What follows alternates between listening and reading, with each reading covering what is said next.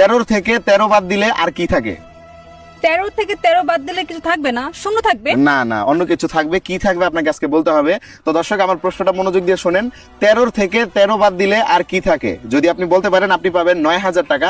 ঠিক আছে? আর দর্শক, আপনাদেরকে বলছি, আপনারা যদি এই প্রশ্নের উত্তর দিতে পারেন, দ্রুত কমেন্ট বক্স উত্তর দিয়ে জানান। আর উত্তর জানানোর আগে কিন্তু এই ভিডিওটা অবশ্যই শেয়ার করতে হবে। বলেন, 13 থেকে 13 বাদ দিলে আর কি থাকে? আপনি বলছেন যে 13 থেকে 13 বাদ দিলে কি থাকবে? শূন্য থাকবে। সেখানে থাকবে কিভাবে? হ্যাঁ, সেটাই তো। আর কি থাকে? থাকবে না কিছু, শূন্য থাকবে। কেমনে থাকবে? কেমনে থাকবে মানে 13 থেকে তো আমি 13 বাদ দিয়ে দিব, তাহলে থাকবে তো শূন্যই। শিওর? হ্যাঁ শিওর, বুঝেন? আমি বুঝে নাম কি বলছি। আপনার? তানহা সুন্দরী। কি? তানহা সুন্দরী। তানহা সুন্দরী? হ্যাঁ। মানে আপনার কি নিজেকে সুন্দরী মনে হয়? অবশ্যই, আমি খুব স্মার্ট, খুব সুন্দর। তাই? হ্যাঁ। কোন দিক দিয়া? সব দিক দেই, উপর থেকে মানে নিচ থেকে উপর পর্যন্ত আমি সুন্দর। আচ্ছা আচ্ছা, তাই? আপনি না বললে জানতামই না অবশ্য।